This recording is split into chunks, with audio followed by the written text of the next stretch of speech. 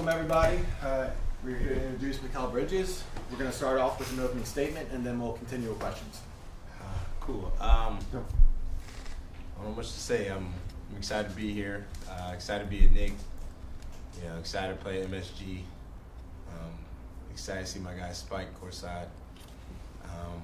I don't know. Just great to be here. Obviously, just the team we have and Tibbs and everybody. I want to thank a lot of people. Thank Leon. Thank my agent Sam and Jordan.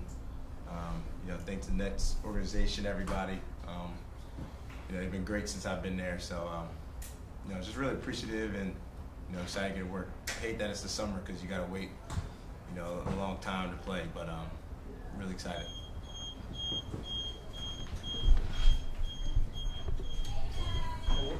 What was your reaction when you heard the news? And tell me a little about your new teammates and what you think of them. Yeah, man, I was actually not. Usually I'm home. I don't travel that much, but I was traveling, and just crazy when it happened. It was just wild. You're just not thinking that was going to happen, and it was just a crazy moment. It was really crazy. And teammates, I mean, everybody's great. Got relationships with a lot of people, obviously, outside Villanova guys, OG. I was excited, when they signed him back. I've always been a big fan of OG, and I think I, said a lot of things about him, when I was in Phoenix and Brooklyn as well. So, I got a lot of players, Julius, everybody, so I'm excited. Steve Papa from Tuesday. Besides the teammates that you obviously know, Thibodeau would seem to be a good match for you. A guy plays every day, plays defense, all defensive team. Have you thought about that and talked with him yet about your role and how you fit in with him? Yeah, I mean, I think I just, looking at the team last year and stuff, just think I fit in really well. Obviously you got, two all-team guys, with JB and Julius. So, how I play basketball, just good brand of basketball. I know how to make winning plays, play the right way. So, I think I fit in pretty well. What's up, Mikal? Long time no see. Yeah, saw your post, obviously bittersweet, ending in Brooklyn, starting there. Can you just talk about the emotions of closing that chapter and starting a new one? Yeah, it's tough, man. I think it's, I feel like it's my third team now, and just wherever I go, I always feel like I build, pretty good relationships, and it's never easy to go, and it was tough. I got a lot of relationships that I built over there. My teammates, the organization, everybody, the staff, like, a year and a half I was there, and, I just, me, I talk to everybody, so I'm going to be pretty close to everybody, but it's sad, man. I'm going to miss everybody, but I'm still in the East, so I guess I get to see them 4 times, so. Mikal, Frank Gatz from The Athletic. You've had different roles in your career, like Phoenix, you're more straight 3-and-D. Brooklyn, you take on more of the burden offensively. This seems to provide kind of an in-between sort of area for you. Yep. How schematically, like on the court, how do you see yourself kind of filling in those gaps and taking parts from both of your paths in order to contribute? Yeah, man. I think it's not going. I think it's not going to be that hard. Honestly, I think it's just knowing just the brand, to play here, just playing the right way. It's just who I am. It's like a natural thing, So. It's kind of going to USA, kind of the same thing where, obviously in USA playing last year, the role's going to change. And just being ready, I adapt, pretty fast. And listen, I just want to win. And I know the things I got to do, to help, win. And so I'm excited. Mikal, John Chandler from NBC here in New York. What, from your experience in Brooklyn, what did you learn about yourself as a player that you think can translate here to New York? Yeah, man, I think just ability, having the ball a lot, and obviously I didn't play to how I wanted to play, and just learning from it. I think, last year was a big learning thing, and obviously, like I said, I didn't play as well as I wanted to, but, seeing a lot of things and going through that kind of helps me. You kind of learn and build from mistakes and all the other things that was going on with coming off and, maybe bringing 2 guys and stuff like that, but I don't know, man. I think I just learned from it. I think I just kind of, this is when stuff doesn't go as well as you want it. You can't just, look at it, be upset, and put your head down. I think you just kind of got to look at it and accept what it was and learn how to grow from it. I think that's the biggest thing when adversity hits, you gotta use it. You know, you gotta use it as fuel, use it, you know, as a learning experience, and I think that's what I'm doing. I think I'm saying the right things. My mom's nodding her head every time. I wanted to clap.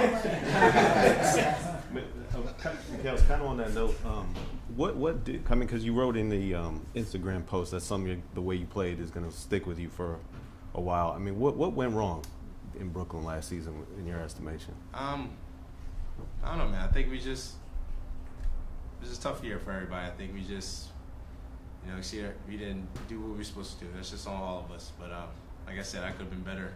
Definitely could have been better. But you know, just something you got to learn from. And I'm sorry, one more. The idea that getting you and OG has been pushed out there as a way to combat what the Celtics have with Tatum and Brown. How do you think you guys stack up against, I guess, the Celtics and the East now at large? Listen, man, I haven't probably been in this building for about 40 minutes, so I still gotta get to know everybody and stuff like that. But it's a day-to-day process, you know. Obviously, there's a lot of great teams all over, but we kind of just gotta figure out what we gotta do together, you know, as a team and stuff. So. Yeah, Ian Begley, SNY. Just wondering from afar, Jaylen Brunson and his rise over the past couple of years.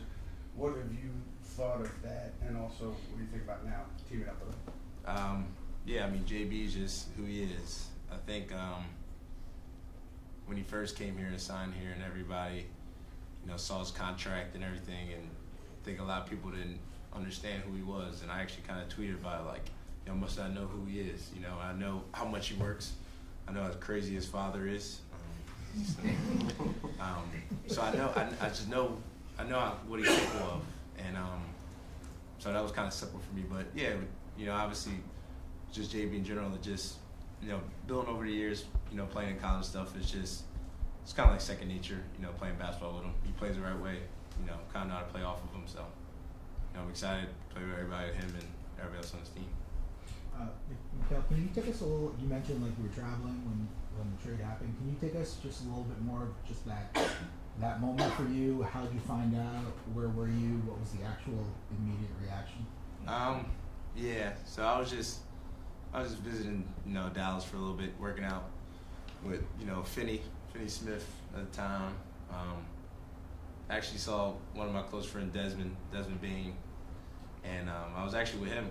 You know, we was chilling by his little lake house and just chilling with his family and stuff. And then the news broke. It was pretty, I think it was dark outside or something, but it was crazy. You know, it was wild. He's just over there just screaming from far, like, yo, did you see? I'm like, this is crazy. So it was cool. And can you tell us, you don't have to say every word of it, but Josh did tweet out the FaceTime screenshot of the four of you guys on FaceTime. Just what is that moment, like this has never really happened with four guys from a college championship team all getting back together in the pros. Like what is that moment like on that FaceTime for you? What are those vibes? Yeah, it was cool. I mean, just, you know, my phone was blowing up and I saw a call from all got their number. So it was just cool, man. Everybody just geeked up. You know, Josh, of course, is going to do that and take a picture. And of course, I don't expect nothing less, you know, from Josh, so I knew, but you know, it's cool. I was just obviously that's cool, but you know, excited to be a Knick, man, at that moment, and you know, looking at the roster and everybody else we had, I was just excited to, you know, be on this team. Mikal, you guys obviously had a lot of success at Villanova. What can you take from that experience to have that success translated? I mean, just trying to win. You know, I think we all embody, you know, how to win games and, you know, all the sacrificing to win. So pretty much that. All right, Otis Livingston, CBS 2. Piggybacking off that, we've seen the success that those guys have had together here with the Knicks. What is it about that program at Villanova, or is it just the players in general that make it a success and that you can add to that this year? Yeah, the program for sure. I think just what Coach Wright does, you know, it's not just us, you know, a lot of guys in the league as well. With Colin, Jermaine, Sadiq, old head Kyle, like, am I missing somebody? I probably am, but just Cam, all the guys. Like, there's a lot of guys, and just Villanova basketball, just what you embody, just mental toughness and stuff like that. So, but yeah, I'm excited to be here. What's your thoughts about playing at the Garden, and do you have a message for the fans? Very excited to play at the Garden. Kind of thought I was gonna, be here in 2018, but at number 9, but that didn't happen. But I always loved the Garden. Like I said, in college, playing there against St. John's and the Big East tournament, which I think is the best college tournament there is besides the main tournament. But really excited. And for the fans, yeah, I hope they're excited because I am too. And I just can't wait to go out there and compete and just play hard for everybody. Hey, Mikal, back here. It's Tina from Fox 5. Just to continue on the college teammates thing. Last year, every time you guys would Knicks or Nets would play each other, the social media would go crazy. You did the podcast, and Josh was always the one kind of forcing the hand. What was that dynamic like, though, when you guys, when you would just talk to them as Knicks players? Did you ever imagine that you could continue to be reunited, especially as they added Dante last year? Like, was that ever a part of your conversation over the last season? Yeah, as you know about Josh just plays all day, with Twitter and posting memes and stuff. But, not crazy. It's just always just catching up. And I watch all my friends, all my old teammates, wherever team they go to, watch a lot of basketball. So League Pass, watch wherever. Just a little bit easier that, 3 of them are on the same one team. So I can just, besides worrying about Dante who's in Golden State or, Jaylen Dallas, Josh, wherever that's at New Orleans or whatever. But yeah, it was just cool. It was just a cool moment. When they're teasing you and trolling you last year, do you do the math in your head that it's been 40 years the Nets don't trade with the Knicks, and this is all just jokes, or did you ever think? No, I didn't. No, I did not think. It's it's surreal, but it's just dope to dope to be a Knick. Like I said, I thought I was gonna be here in 2018, and I love everything about the team. Tibbs and the crowd, MSG, all that. So, it's the history. I think it kind of brings me back to being in the league for a while. And you kind of growing up, being older, you kind of you be around a lot. I feel like now with coming here, I don't know, makes me feel like a young kid again, just with all the memories. And when you think basketball when I was young and think about like the old school, like there's always the Knicks, like that's what you always think about, and think about the MSG and when the guy made like the New York song, like the Knicks song, so just all that stuff.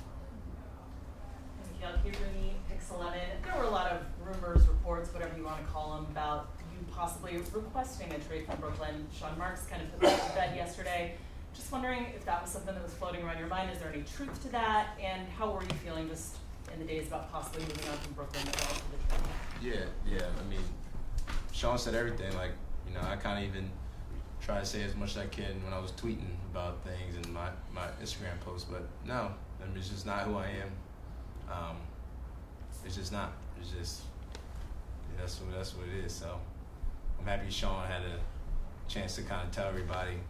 But no matter what you say, they ain't gonna believe it anyway. So I don't know. Like I keep telling the truth, but.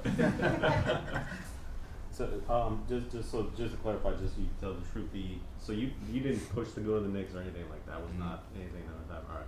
All right. Going back to 2018, I know they picked Kevin Knox right before you. Is that what happened? Yeah. How were you? That whole process. Did you think you were gonna get chosen by the Knicks that night, or was it before when you thought you were gonna get taken by the Knicks? Yeah, I think just I thought those two teams was Knicks and Philly. Pretty much, but Knicks was 9, so kind of at the draft, and I was like, okay, like about to go play MSG, like it's that time, I love it there, like me and my agents, my mom, everybody knows, like this is obviously Philly was meant to be as well, but as much as I love the Garden, I was like, it's just different. It's just, I don't know how it's just different playing at the Garden and playing for the Knicks. It just was different, and so I thought there was a chance. Honestly, I really thought I was going, and you kind of know when you're at the green room at the draft, you kind of know when the cameras are following you, or your agents might get the call a little bit before, and they were up, and I just looked at them, and they were just like, kind of just like shook their head. I'm like, okay. 3 more. Mikal, tell me if you disagree, but I don't know if you've ever quite played with a wing defender like OG before. In terms of that, how does that going to affect you defensively? Are there things that you feel like you'll be able to do, places you'll be able to rely on, that kind of stuff that you and OG will be able to do together that might just not be possible with other people? I think it's just obviously it's great for the team, and I think just defensively the schemes kind of makes it easier to read a lot of things. But like I said, I'm excited. Like I told you, I was excited when OG signed that. A lot of money. I always tease him when I see him about that. I'm like, hey, let me hold $1. But I just know what OG brings, and obviously everybody else, but just talking about OG right now. But yeah, that's my guy, and I think we kind of built a relationship over the years. I think just acknowledging each other and knowing, what we do for, our respective teams. But yeah, it's great to have him out there. Mikal, you obviously never missed a game. I think last year you played 83 games. What do you make of the idea of playing for Tom? What have people told you about playing for Tom? I see all the jokes. I see it all. But, it's great. I know Tip's a great coach, and I think, one thing, like, who doesn't want to play? Who doesn't want to play all the time? And just who he is, just how he embodies and how structured he is. And, that's where I came from. That's high school, college, with Coach Monty as well. Just those guys, I fit for that. And, I know everybody say all them jokes about Tibbs and stuff, but I'm like, y'all must not have been watching me in Phoenix, because Coach Monty will play me 48 minutes, and the man played me 50-something minutes against De'Aaron Fox in Sacramento. And y'all know how fast they play, and I was sick. So I was sick as a bat, literally out there, couldn't breathe, and I'm playing 50-something minutes. I was on the freaking chair after we won, like laid out. And I don't think Monty knew I was sick either, but he was just like, oh, look at him, that's what we do. And I'm like, let's just get on this damn plane, please. All right, last one, guys. Hey, my name is Chris Herring from ESPN. I wanted to ask you 2 things. One, I know Steve asked a little bit about the trolling, but I wanted to ask one, how did you feel watching your college teammates kind of have so much success last year and kind of have the city so alive last year when you guys were struggling in Brooklyn, and now what it's like to come over? And 2, you were referencing, obviously, OG, you're like, it's a lot of money when you hold $1. The team obviously gave up quite a bit to get you, and, you might not know right now where you stack up with Boston, but I think a lot of people will view you as kind of the finishing piece. So kind of what are your thoughts about that, and just how much the team wanted to get you? The first part. Question. Sorry. I could restate them too. Yeah, no, good. Say the first part again. About just, obviously, the amount of success the Knicks had last year relative to Brooklyn. Happy for those guys, but I wasn't rooting for them. Like, happy for them, they stay injury free, they play well, but I wasn't really rooting for them that much, man. I don't need them to, as you can see on the podcast, like, I don't need them to always have an edge on me. Like, I just don't need them. And, they play all day, they play much. But, what else? You said about the Boston thing. Honestly, just worried about us right now. That's the biggest thing. You can't really, worry about other teams. You kind of got to, starts in here and starts with everybody in the locker room, coaching staff, medical staff, everybody. So kind of got to, like I said, only been here for about 40 minutes. Just got to, build here and, go from there. Thanks, guys.